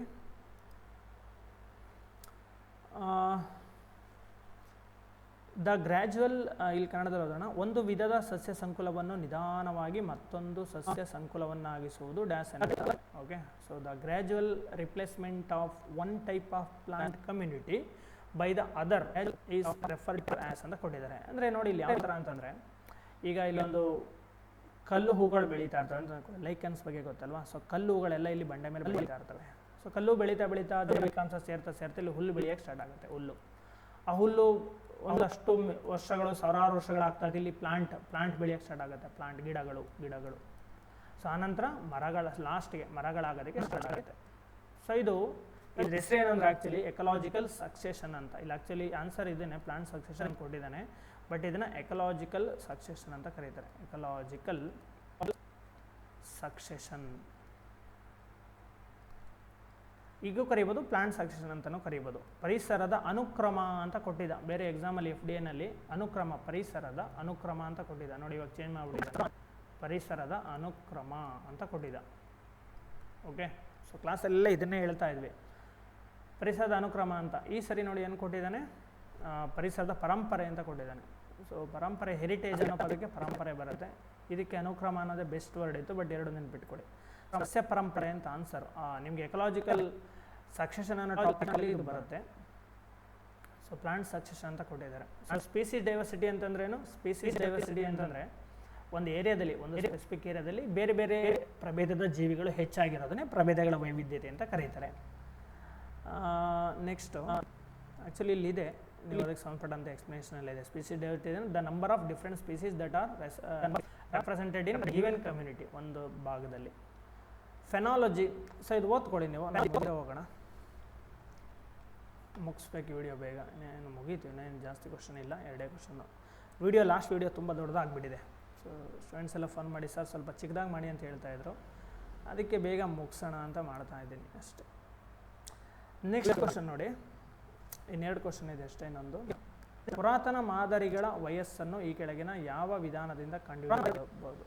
ಅಂದರೆ ಏನ್ಸೆಂಟ್ ಫಾಸಿಲ್ಸ್ ಇರುತ್ತಲ್ವ, ಅದನ್ನು ಯಾವುದ್ರ ಮೂಲಕ ಕಂಡುಹಿಡಿತಾರೆ ಅಂತ. ಸಿಂಪಲ್ ಕಾರ್ಬನ್ ಡೇಟಿಂಗ್ ಅಂತ ಕರೀತಾರೆ ಇದನ್ನ, ರೇಡಿಯೋ ಕಾರ್ಬನ್ ಡೇಟಿಂಗ್ ಅಥವಾ ಕಾರ್ಬನ್ 14 ಅಂತಲೂ ಕರೀತಾರೆ ಇದನ್ನ. ಒಂದು ಕಾರ್ಬನ್ 14. ಓಕೆ, ಸೊ ಇದ್ರ ಮೂಲಕ ಪ್ರಾಚೀನ ಕಾಲದಲ್ಲಿರುವಂಥ ವಸ್ತುಗಳು ಅದು ಯಾವ ಏಜಿಗೆ ಸಂಬಂಧಪಟ್ಟಿದ್ದು ಅಥವಾ ಯಾವ ಕಾಲದಲ್ಲಿ ಅದು ಬದುಕಿತ್ತು ಅನ್ನೋದನ್ನು ಕಂಡುಹಿಡಿಬೋದು. ಓಕೆನಾ. ಸೊ ರೇಡಿಯೋ ಕಾರ್ಬನ್ ಡೇಟಿಂಗ್ ಅಥವಾ ಕಾರ್ಬನ್ 14 ಅಂತಲೂ ಕರೀತಾರೆ, ಅಥವಾ ಕಾರ್ಬನ್ ಡೇಟಿಂಗ್ ಅಂತಲೂ ಕರಿಬೋದು. ಲಾಸ್ಟ್ ಕ್ವಶನ್ ಇದು. ಓಕೆ, ಭಾರತಕ್ಕೆ 3ನೇ ಅತಿ ದೊಡ್ಡ ಕಲ್ಲಿದ್ದಲು ಪೂರೈಕೆದಾರನಾಗಿ ಹೊರಹೊಮ್ಮಿದ ರಾಷ್ಟ್ರ. ಇದು 2024 ಕ್ವಶನ್ ಅಲ್ವಾ. ಸೊ ಆವಾಗಿನ ಕರೆಂಟ್ ಅಫೇರ್ಸು. ಇಲ್ಲಿ ಕ್ವಶನ್ ಇಂಪಾರ್ಟೆಂಟ್ ಅಲ್ಲ, ಕಲ್ಲಿದ್ದಲು ಬಗ್ಗೆ ಕೇಳಿದ್ದಾನೆ, ಇದು ಇಂಪಾರ್ಟೆಂಟು. ಓಕೆ, ಕಲ್ಲಿದ್ದಲಲ್ಲಿ ಒಟ್ಟು ಇದನ್ನು ನೀವು ನೋಡ್ಕೋಬೇಕು, ಯಾವುದು ಈಗ ಯಾವುದು ಫಸ್ಟ್ ಸೆಕೆಂಡ್ ನೋಡ್ಕೊಂಡ್ರೆ ಸಾಕು. ಆ ಕರೆಂಟ್ ಅಫೇರ್ಸ್ ಇದೊಂದು ಕೊಟ್ಟಿದ್ದಾನೆ. ಇಲ್ಲಿ ಆನ್ಸರ್ಗಿಂತ ನಿಮಗೆ ಕಲ್ಲಿದ್ದಲು ಬಗ್ಗೆ ಗೊತ್ತಿರಬೇಕು. ಕಲ್ಲಿದ್ದಲು ಅಂತ ಅನ್ನೋದು ಯಾವುದರಿಂದ ಆಗುತ್ತೆ? ಗಿಡ ಮರಗಳಿಂದ ಆಗುತ್ತೆ. ಗಿಡ ಮರಗಳು ತುಂಬ ಹಿಂದೆ ಪ್ರಾಚೀನ ಕಾಲದಲ್ಲಿ ಭೂಮಿ ಒಳಗಡೆ ಒದಗಿ ಹೋಗಿ ಭೂಮಿಯ ಉಷ್ಣಾಂಶ ಮತ್ತು ಒತ್ತಡದಿಂದಾಗಿ ರೂಪಾಂತರ ಆಗುತ್ತೆ, ಅದು ಕಲ್ಲಿದ್ದಲಾಗುತ್ತೆ. ಓಕೆ, ರೂಪಾಂತರ ಆಗಿ ಮೆಟಮಾರ್ಫಿಸಮ್ ಅಂತ ಕರಿತೀವಲ್ವಾ. ಸೊ ಹೇಗಾಗುತ್ತೆ? ಫಸ್ಟು ಅದು ಪ್ಲಾಂಟ್, ಇಲ್ಲೊಂದು ಸಸ್ಯ ಇದೆ ಅಂತಂದರೆ ಗಿಡ ಮರಗಳೆಲ್ಲ ಭೂಮಿ ಒಳಗೆ ಸೇರ್ಕೊಂಡಿದ್ದಾವೆ ಅಂದರೆ ಭೂಮಿ ಒಳಗಡೆ ಹೋದಂಥ ನಂತರ ಎಷ್ಟೋ ಮಿಲಿಯನ್ ವರ್ಷಗಳ ನಂತರ ಅದು ಫಸ್ಟ್ ಏನಾಗುತ್ತೆ? ಪೀಟ್ ಆಗಿ ಕನ್ವರ್ಟ್ ಆಗುತ್ತೆ. ಪೀಟ್ ಇದು ಸಸ್ಯ ಕಲ್ಲಿದ್ದಲಾಗಿ ಕನ್ವರ್ಟ್ ಆಗೋ ಪ್ರೋಸೆಸ್ ಇರ್ತದೆ. ಇದು ತೇವಾಂಶ ಜಾಸ್ತಿ ಇರುತ್ತೆ, ಇದನ್ನು ಸುಟ್ಟ ಜಾಸ್ತಿ ಹೊಗೆ ಬರುತ್ತೆ. ಓಕೆ, ಪೀಟು ಒಂದಷ್ಟು ಮಿಲಿಯನ್ ವರ್ಷ ಏನಾಗುತ್ತೆ? ಲಿಗ್ನೈಟ್ ಆಗಿ ಕನ್ವರ್ಟ್ ಆಗುತ್ತೆ. ಲಿಗ್ನೈಟ್ ಇದಕ್ಕಿಂತ ಸ್ವಲ್ಪ ಪರವಾಗಿಲ್ಲ ಕ್ವಾಲಿಟಿ. ಆನಂತರ ಬಿಟುಮಿನಸ್ ಆಗಿ ಕನ್ವರ್ಟ್ ಆಗುತ್ತೆ. ಬಿಟುಮಿನಸ್ಸು ಕೊನೆಗೆ ಆಂಥ್ರಾಸೈಟ್ ಆಗಿ ಕನ್ವರ್ಟ್ ಆಗುತ್ತೆ. ಆಂಥ್ರಾಸೈಟ್ ಇದು ಹೈ ಕ್ವಾಲಿಟಿ, ಗುಡ್ ಕ್ವಾಲಿಟಿ. ಇದು ಲೋ ಕ್ವಾಲಿಟಿ ಯಾವುದು? ಪೀಟ್ ಅಂತ ಕರಿತೀವಿ. ಇಂಡಿಯಾದಲ್ಲಿ ಇದರಲ್ಲಿ ಯಾವ ಸಿಗುತ್ತೆ? 4ರಲ್ಲಿ ಅಂತಂದರೆ ಬಿಟುಮಿನಸ್ ಹೈಯೆಸ್ಟ್ ಸಿಗುತ್ತೆ, ಇದೇ ಜಾಸ್ತಿ ಸಿಗೋದು. ಆಂಥ್ರಾಸೈಟ್ ಸಿಗಲ್ಲ, ಜಮ್ಮು ಕಾಶ್ಮೀರ ಸ್ವಲ್ಪ ಸಿಗುತ್ತೆ, ಬಟ್ ಅದು ನೆಗ್ಲಿಜಿಬಲ್ಲು. ಬಿಟುಮಿನಸ್ ಹೆಚ್ಚಾಗಿ ಸಿಗುತ್ತೆ. ಬಟ್ ಬಿಟುಮಿನಸ್ ಆದರೆ ಸೆಕೆಂಡ್ ಕ್ವಾಲಿಟಿ ಆದ್ರೂ ಇದು ಹೊಗೆ ಸ್ವಲ್ಪ ಜಾಸ್ತಿ ಬರುತ್ತೆ. ಯಾಕೆಂದರೆ ಇಂಡಿಯನ್ ಕೋಲ್ ಇದೆಯಲ್ಲ, ಇದು ಗೊಂಡ್ವಾನ ಎರಾಗೆ ಸಂಬಂಧಪಟ್ಟಿದ್ದು. ನೆನ್ಪಿಟ್ಕೊಳ್ಳಿ, ಭಾರತದ ಕಲ್ಲಿದ್ದಲು ಯಾವ ಯುಗಕ್ಕೆ ಸೇರಿದ್ದು ಅಂದರೆ ಗೊಂಡ್ವಾನ ಯುಗಕ್ಕೆ ಸೇರಿದ್ದು. ಬಟ್ ಯುರೋಪಲ್ಲಿ ಸಿಗೋ ಕಲ್ಲಿದ್ದಲು ಇದೆಯಲ್ಲ, ಅದು ಕಾರ್ಬೋನಿಫೆರಸ್ ಯುಗಕ್ಕೆ ಸೇರಿದ್ದು. ಕಾರ್ಬೋನಿಫೆರಸ್ ಯುಗ ಅಂತ ಕರೀತಾರೆ ಇದನ್ನ. ಸೊ ಯುರೋಪ್ನಲ್ಲೆಲ್ಲ ಸಿಗೋದು ಈ ಕಲ್ಲಿದ್ದಲು. ಸೊ ಕಾರ್ಬೋನಿಫೆರಸ್ ಅಂದರೆ ಗೊಂಡ್ವಾನ ಯುಗಕ್ಕಿಂತನೂ ತುಂಬ ಹಳೆಯದು ನಮಗೆ ಕಾರ್ಬೋನಿಫೆರಸ್ಸು. ಸೊ ಇಲ್ಲಿ ಉದ್ಗೋಗಿದ್ದಂಥ ಗಿಡ ಮರಗಳು ಅದು ಕಲ್ಲಿದ್ದಲಾಗಿ ಆಂಥ್ರಾಸೈಟ್ ಆಗಿ ಕನ್ವರ್ಟ್ ಆಗಿ ಸಾಕಷ್ಟು ಟೈಮ್ ಸಿಕ್ಕಿದೆ, ಹಂಗಾಗಿ ಇದು ಆಂಥ್ರಾಸೈಟ್ ಆಗಿಬಿಟ್ಟಿದೆ. ಬಟ್ ನಮ್ಮಲ್ಲಿ ಏನಾಗಿದೆ? ಗೊಂಡ್ವಾನ ಅವಧಿ ಅಂದರೆ ಇದು ಕಾರ್ಬೋನಿಫೆರಸ್ ಆದ ನಂತರ ಬರೋದು ಗೊಂಡ್ವಾನ. ಸೊ ಇನ್ನೂ ಕಂಪ್ಲೀಟ್ ಟೈಮ್ ಸಿಗಲಿಲ್ಲ, ಇನ್ನೂ ಟೈಮ್ ಬೇಕು ನಮ್ಮ ದೇಶದಲ್ಲಿರುವಂಥ ಕಲ್ಲಿದ್ದಲು ಗುಡ್ ಕ್ವಾಲಿಟಿ ಆಗೋದಕ್ಕೆ. ಇನ್ನೂ ಅದು ಅಷ್ಟು ಬೆಸ್ಟ್ ಕ್ವಾಲಿಟಿ ಸಿಗಲ್ಲ. ಆ ರೀಸನ್ ಗೊಂಡ್ವಾನ ಯುಗದ ಕಲ್ಲಿದ್ದಲು ಆಗಿರೋದ್ರಿಂದ ಕ್ವಾಲಿಟಿ ಇಲ್ಲ ನಮ್ಮಲ್ಲಿ. ಬಿಟುಮಿನಸ್ ಇದ್ರೂ ಬೇರೆ ದೇಶದಲ್ಲಿ ಇದು ಕ್ವಾಲಿಟಿ ಇದೆ, ಬಟ್ ನಮ್ಮ ದೇಶದಲ್ಲಿ ಇಲ್ಲ. ಯಾಕೆ? ಕ್ವಾಲಿಟಿ ಕಡಿಮೆ, ಹೊಗೆ ಜಾಸ್ತಿ ಬರುತ್ತೆ ಅಷ್ಟೇ, ಬೇರೆ ಏನಿಲ್ಲ. ಓಕೆನಾ? ಸೊ ಬಿಟುಮಿನಸ್ ಹೈಯೆಸ್ಟ್ ಎಲ್ಲಿ ಯೂಸ್ ಮಾಡ್ತೀವಿ ಇಂಡಿಯಾದಲ್ಲಿ? ಒಂದು ಕಲ್ಲಿದ್ದಲು ಕಲ್ಲಿದ್ದಲು ಬಳಸುವಂಥ ಥರ್ಮಲ್ ಪವರ್ ಪ್ಲಾಂಟ್ಸ್, ಉಷ್ಣ ವಿದ್ಯುತ್ ಸ್ಥಾವರಗಳು. ಇನ್ನೊಂದು ಐರನ್ ಆ್ಯಂಡ್ ಸ್ಟೀಲ್ ಇಂಡಸ್ಟ್ರಿ. ಇದರಲ್ಲಿ ಹೈಯೆಸ್ಟ್ ಕಲ್ಲಿದ್ದಲು ನಾವು ಯೂಸ್ ಮಾಡೋದು. ಓಕೆ, ನಮ್ಮ ದೇಶದಲ್ಲಿ. ಓಕೆನಾ? ಓಕೆ, ಸೊ ಇದು CTL ಬಂದಿರುವಂಥ ಕ್ವಶನ್ಗಳು. ಇಲ್ಲಿ 1-2-3 ಕ್ವಶನ್ ಈಸಿ ಆಗಿದ್ವು, ಬಟ್ ಮಿಗದವೆಲ್ಲ ಸ್ಟೇಟ್ ಹೈ ಲೆವೆಲ್ ಕ್ವಶನ್ಗಳು. ಬಟ್ ಕ್ವಶನ್ ಅಂತೂ ತುಂಬ ಚೆನ್ನಾಗಿದ್ವು. 20 ಕ್ವಶನ್ ಇದ್ದಾವೆ. ಸೊ ಡಿಸೈಡಿಂಗ್ ಸಬ್ಜೆಕ್ಟ್ ಇದು. ಸೊ ನೀಟಾಗಿ ಸಬ್ಜೆಕ್ಟ್ನ ಪ್ರಿಪೇರ್ ಆಗಬೇಕು ನೀವು. ಇದು ಎಕ್ಸಾಮ್ನ ಡಿಸೈಡ್ ಮಾಡುತ್ತೆ ಯಾರು ಆಗಬೇಕು ಇಲ್ಲ ಅನ್ನೋದನ್ನು. ಓಕೆ, ಸೊ ನೆಕ್ಸ್ಟ್ ವೀಡಿಯೋದಲ್ಲಿ ಇನ್ನೊಂದಷ್ಟು ಕ್ವಶನ್ಗಳ ಬಗ್ಗೆ, ಕಾನ್ಸೆಪ್ಟ್ಗಳ ಬಗ್ಗೆ ಡಿಸ್ಕಸ್ ಮಾಡುವ. So thank you so much. ನೀವೇನು ಮಾಡಬೇಕಂತ ಗೊತ್ತಿದೆ. ಸಬ್ಸ್ಕ್ರೈಬ್ ಮಾಡ್ಕೊಳ್ಳಿ, ಮುಂದೆ ಬರೋ ಎಲ್ಲ ವೀಡಿಯೋಗಳು ನೋಟಿಫಿಕೇಷನ್ ನಿಮಗೆ ಡೈರೆಕ್ಟಾಗಿ ಸಿಗುತ್ತೆ. ಓಕೆನಾ? ಸೊ ಇಲ್ಲಿಗೆ ವೀಡಿಯೋನ ಎಂಡ್ ಮಾಡುವ. Thank you so much.